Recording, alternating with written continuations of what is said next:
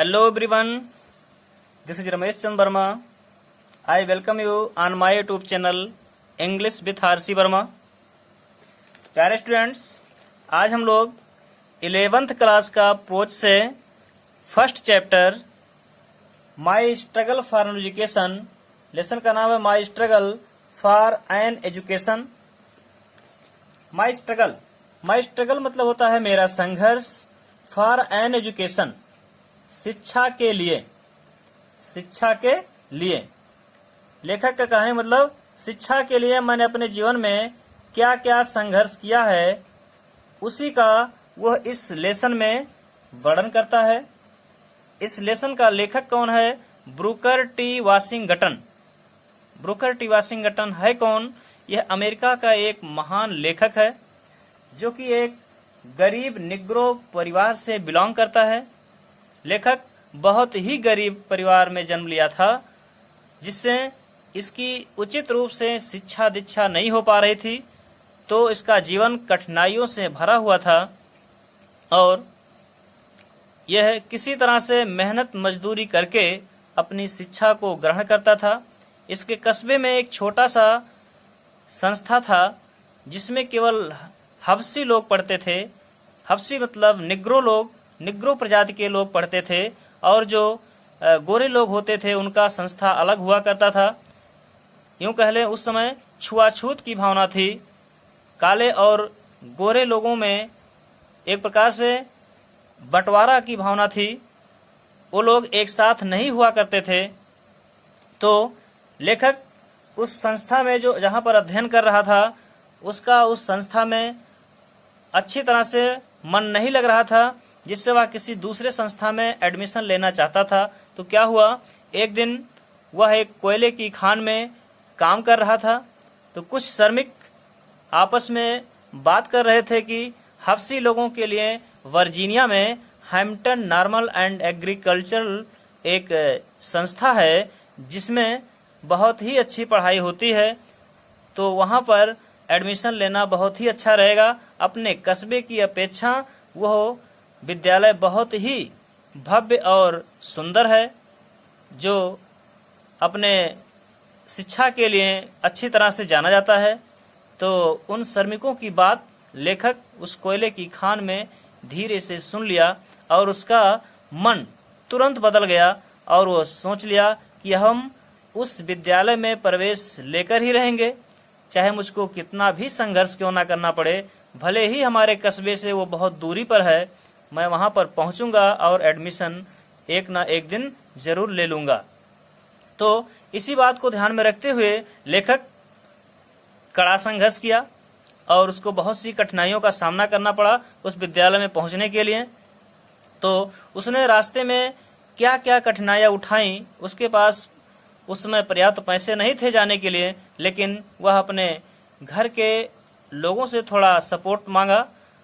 तो उसमें से उसका भाई जो था जॉन, वो थोड़ा बहुत मदद किया जितना उससे हो सकता था। लेकिन उस समय उसकी माँ बहुत बीमार थी, वह उसको वहाँ पर जाने से रोक रही थी कि बेटा तुम इस विद्यालय में मत जाओ, क्योंकि उस विद्यालय में तुम्हारा एडमिशन नहीं हो पाएगा, तुम बहुत ही गरीब हो, तुम्हारे पास उतना पैसा नहीं है जिससे तुम उस विद्यालय में एडमिशन ले लो। तो लेखक की माँ उस समय बहुत ही बीमार थी, अस्वस्थ थी, वो मरने के कगार पर थी और वो ये भी सोचती थी कि अगर वो विद्यालय में प्रवेश पा गया तो मेरी अवस्था बहुत ही दयनीय है, हो सकता है मैं उसके आने के पहले ना बचूं। इसलिए उसका मन नहीं कर रहा था, जवाब नहीं दे रही थी कि मैं तुम उस विद्यालय में जाओ। लेकिन लेखक अपने धैर्य को रखते हुए उस विद्यालय में गया और कड़े संघर्ष के बाद अंत में एडमिशन को पा लिया। तो कैसे एडमिशन पाता है, आइए हम अपने पैसेज की तरफ चलते हैं। ध्यान दीजिएगा, आपका पहला पैसेज है, one day while at work in the coal mine. One day, आप लोग अपने साथ अपना पेन और कॉपी रख लीजिएगा। एक एक मीनिंग को आप लिखते चलिएगा, जिससे आपको एक्सप्लेन करने में कभी असुविधा ना हो। तो प्यारे स्टूडेंट्स, कह रहा है ये लेखक कि वन डे एक दिन, व्हाइल मतलब जब, एट वर्क मतलब काम पर था, इन द कोल माइन, कोल मतलब कोयला, माइन मतलब खान, एक दिन जब मैं कोयले की खान में काम पर था, I happened to over here two miners. I happened तभी, आई हैपेंड मतलब मुझको, मेरे साथ घटना घटित हुई।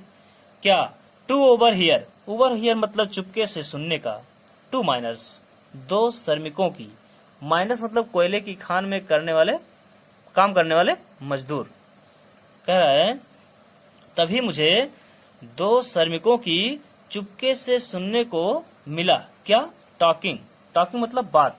दो श्रमिकों की बात चुपके से सुनने को मिला। किसके बारे में? About a great school. About मतलब के बारे में, एक ग्रेट स्कूल मतलब महान स्कूल, महान विद्यालय के बारे में। एक महान विद्यालय के बारे में। फॉर कलर्ड पीपुल, हबसी लोगों के लिए, हबसी लोगों के लिए महान विद्यालय के बारे में दो श्रमिकों की बात चुपके से सुनने को मिला। समवेयर इन वर्जीनिया, समवेयर मतलब कहीं पर, इन वर्जीनिया, वर्जीनिया मतलब वर्जीनिया एक शहर है, उसमें कह रहा है वर्जीनिया में कहीं पर वो हबसी लोगों के लिए था। This was the first time, this was the first time, यह पहली बार था। फर्स्ट टाइम मतलब पहली बार, यह पहली बार था। दैट जो, आई हैड एवर हर्ड, मैं, एवर मतलब कभी, हर्ड मतलब सुना, यह पहली बार था जिसको मैं कभी सुना था। एनीथिंग मतलब कुछ, अबाउट मतलब के बारे में, एनी काइंड ऑफ स्कूल किसी प्रकार के स्कूल और कॉलेज अथवा कॉलेज के बारे में। यह पहली बार था जिसे मैं कभी किसी प्रकार के स्कूल या कॉलेज के बारे में कुछ सुना था। That was more pretentious, that जो, वाज मोर प्रिटेंटियस अधिक शानदार था, अधिक आकर्षक था। Then the little coloured school in our town, then मतलब की अपेक्षा, द लिटिल कलर्ड छोटे से हबसी लोगों के स्कूल की अपेक्षा, इन आवर टाउन मतलब हमारे कस्बे में। लेखक के कहने का मतलब है कि हमारे कस्बे में जो हबसी लोगों के लिए छोटा सा विद्यालय था उसकी अपेक्षा वह बहुत ही अधिक शानदार था। कौन? जिस स्कूल के बारे में वो श्रमिक लोग बात कर रहे थे, जिसको लेखक चुपके से सुना था। फिर से देख लीजिएगा। One day while at work in the coal mine, एक दिन जबकि कोयले की खान में काम पर था, तभी मुझे दो श्रमिकों की बात चुपके से सुनने को मिला। चुपके से सुनने की घटना मेरे साथ घटित हुई, मुझको चुपके से सुनने का अवसर मिला। किसके बारे में? About a great school for coloured people, एक हबसी लोगों के लिए एक महान विद्यालय के बारे में, हबसी लोगों के एक महान विद्यालय के बारे में। समवेयर इन वर्जीनिया, जो वर्जीनिया में कहीं पर था। This was the first time, ये पहली बार था। That I had ever heard anything, जो मैं कुछ भी पहले सुना था, जो मैं कभी कुछ भी सुना था। About any kind of school और कॉलेज, किसी प्रकार के स्कूल या विद्यालय के बारे में। मतलब यह पहली बार था जो मैं कभी किसी प्रकार के स्कूल या कॉलेज के बारे में कुछ सुना था। दैट वाज मोर प्रिटेंटियस, जो अधिक शानदार था। Then the little coloured school in our town, हमारे कस्बे में छोटे से हबसी लोगों के स्कूल की अपेक्षा। क्या कह रहा है? जो हमारे कस्बे में छोटे से हबसी लोगों के स्कूल की अपेक्षा अधिक शानदार था। अब देखते हैं हम नेक्स्ट पैसेज की तरफ। आपका नेक्स्ट पैसेज है, क्या है नेक्स्ट पैसेज आपका? कह रहा है as they went on describing the school, as, as मतलब जैसे जैसे, थोड़ा सा और हम बड़ा कर देते हैं इसको जिससे आपको देखने में सुविधा हो। देखिएगा, कह रहा है as they bent on describing, as मतलब जैसे जैसे, they bent on, we bent on मतलब करते गए, डिस्क्राइबिंग मतलब वर्णन करते गए, द स्कूल मतलब उस विद्यालय का। जैसे जैसे वह उस विद्यालय का वर्णन करते गए, मतलब उस विद्यालय के बारे में बात बढ़ाते गए, चर्चा करते गए, it seemed to me, seemed मतलब प्रतीत हुआ, मालूम हुआ, टू मी मतलब मुझको ऐसा प्रतीत हुआ कि इट मस्ट बी, इसको अवश्य ही होना चाहिए, द ग्रेटेस्ट प्लेस, सबसे महान स्थान, ऑन अर्थ मतलब पृथ्वी पर। कह रहा है जैसे जैसे वह उस स्कूल का वर्णन करते गए, त्यों ही मुझको ऐसा प्रतीत हुआ कि, तैसे तैसे मुझको ऐसा प्रतीत हो रहा था कि यह अवश्य ही पृथ्वी पर सबसे महान स्थान होगा, इसे अवश्य ही पृथ्वी पर सबसे महान स्थान होना चाहिए। नॉट इवन हेवन, नॉट मतलब नहीं, इवन मतलब ही, हेवन मतलब स्वर्ग, प्रेजेंटेड मीन्स होता है उपस्थित या मौजूद, मोर अट्रैक्शंस अधिक आकर्षण, फॉर मी मतलब मेरे लिए, एट दैट टाइम उस समय। कह रहा है स्वर्ग में भी मेरे लिए एट दैट टाइम उस समय इतना अधिक आकर्षण नहीं मौजूद था, देन जितना कि did the Hampton Normal and Agricultural Institute in Virginia, जितना कि वर्जीनिया में द हैम्पटन नॉर्मल और एग्रीकल्चर संस्था में था। कह रहा है not even heaven presented more attraction for me at that time, उस समय मेरे लिए, यहां से अर्थ कहेंगे एट दैट टाइम से, उस समय मेरे लिए स्वर्ग में भी उतना अधिक आकर्षण नहीं था जितना कि वर्जीनिया के Hampton Normal and agriculture institute में था। About which these men were talking, about मतलब के बारे में, व्हिच मतलब जिस, दीज अबाउट व्हिच मतलब जिसके बारे में, जिस स्कूल के बारे में, दीज मैन मतलब ये व्यक्ति, ये मनुष्य, वेयर टॉकिंग मतलब बात कर रहे थे, जिस विषय में ये व्यक्ति बात कर रहे थे।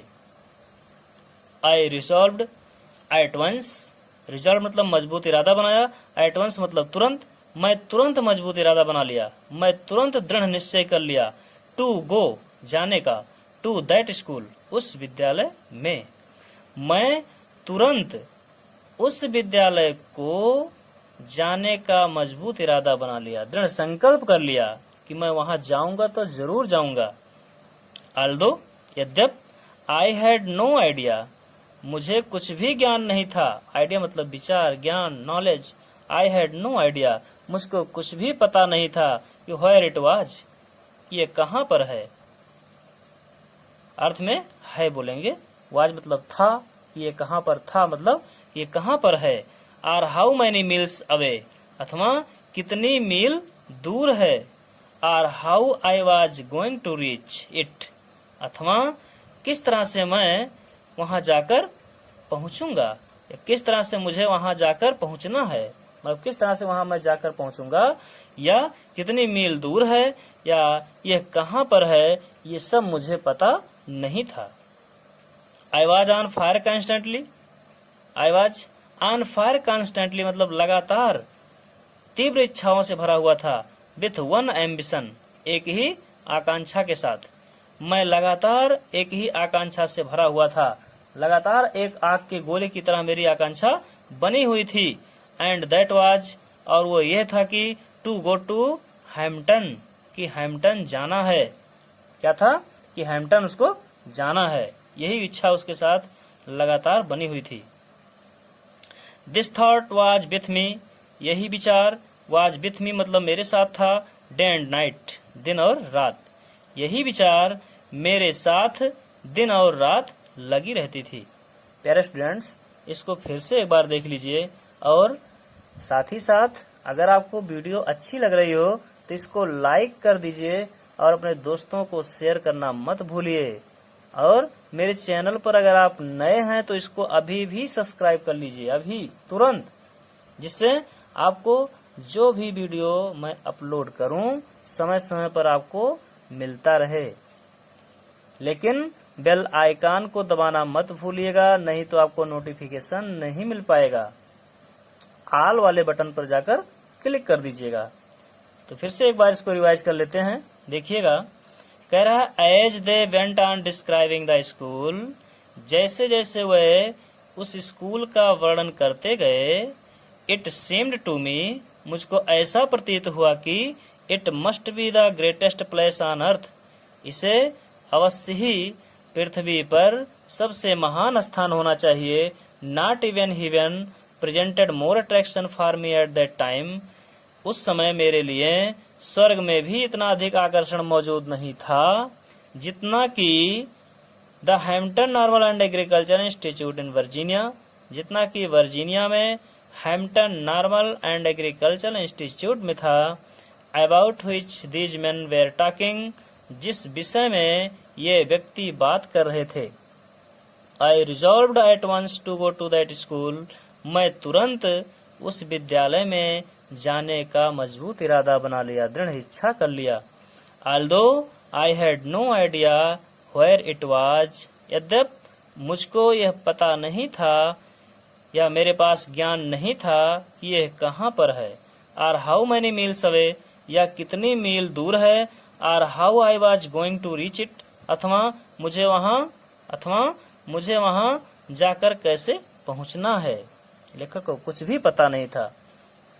I was on fire constantly with one ambition, मैं ऑन फायर कॉन्स्टेंटली, केवल एक ही तीव्र इच्छा थी, लगातार एक ही तीव्र इच्छा बनी हुई थी। विथ वन एम्बिशन मतलब एक ही आकांक्षा के साथ, मेरी केवल एक ही आकांक्षा के साथ तीव्र इच्छा बनी हुई थी। एंड दैट वाज, और वह यह था कि टू गो टू हैम्पटन, कि हैम्पटन जाना है। This thought was with me day and night, यही विचार मेरे साथ दिन और रात लगा रहता था। प्यारे स्टूडेंट्स, अब हम चलते हैं नेक्स्ट पैसेज की तरफ। इसको आप एक बार, दो बार, तीन बार वीडियो को देखते रहिए जब तक आपको अर्थ पूरी तरह से समझ में ना आ जाए, और मीनिंग जरूर लिखिएगा जिससे आपको एक्सप्लेन करने में कोई दिक्कत ना हो। अब हम चलते हैं नेक्स्ट पैसेज की तरफ, देख लेते हैं इसका अर्थ क्या बोल रहा है। कह रहा in the fall of 1872, in the fall मतलब वैसे गिरना होता है, लेकिन यहाँ पर क्या होगा, पतझड़ से अर्थ लिया है। पतझड़ जो पत्तियां झड़ जाती हैं वृक्षों से, बसंत ऋतु जिसको कहते हैं, वही कह रहा है इन द फॉल ऑफ 1872, 1872 ईस्वी में पतझड़ के मौसम में, आई डिटरमाइंड, मैं मजबूत इरादा बना लिया, दृढ़ संकल्प कर लिया। टू मेक एन एफर्ट, प्रयास करने का। टू गेट मतलब पाने का, देर मतलब वहाँ मतलब उस विद्यालय में प्रवेश पाने का एक मजबूत इरादा बना लिया। 1872 ईस्वी में पतझड़ के मौसम में मैं उस विद्यालय में प्रवेश पाने के लिए एक मजबूत इरादा बना लिया। माई मदर, वैसे एफर्ट मतलब होता है प्रयास। टू मेक एन एफर्ट मतलब प्रयास किया, दृढ़ निश्चय कर लिया कि उस विद्यालय में एडमिशन लेकर ही रहूंगा। माई मदर, मेरी माँ, वाज ट्रबल्ड मतलब परेशान, मेरी माँ परेशान थी। With a grave fear, with के साथ, एक ग्रेव मतलब भयंकर या गंभीर, फियर मतलब डर, एक भयानक डर के साथ परेशान थी। कि दैट मतलब कि आई वाज स्टार्टिंग आउट, कि मैं बाहर जा रहा हूँ। आने वाइल्ड गूज चेज, वाइल्ड गूज चेज एक फ्रेज है, इसका मतलब होता है निष्फल प्रयास, मतलब असंभव चीज को प्राप्त करना। क्या कह रहा है, my mother was troubled with a grave fear, मेरी माँ एक भयानक डर से परेशान थी, डरी हुई थी कि मैं एक असंभव चीज को प्राप्त करने के लिए जा रहा हूँ। एट एनी रेट ये फ्रेज है, किसी तरह से, किसी हाल में। आई गाट मैं प्राप्त किया। ओनली ए हाफ हार्टेड कंसेंट, केवल हाफ हार्टेड आधे अधूरे मन से। कंसेंट मतलब अनुमति। फ्रॉम हर उनसे, उनसे मतलब अपनी माँ से। किसी तरह से मैं उनसे आधे अधूरे मन से अनुमति प्राप्त किया। दैट जिससे, आई माइट स्टार्ट जिससे मैं वहां से प्रारंभ कर सका, जिससे मैं वहां से जा सका, मतलब अपनी यात्रा प्रारंभ कर सका। I had very little money, मेरे पास बहुत थोड़ा पैसा था।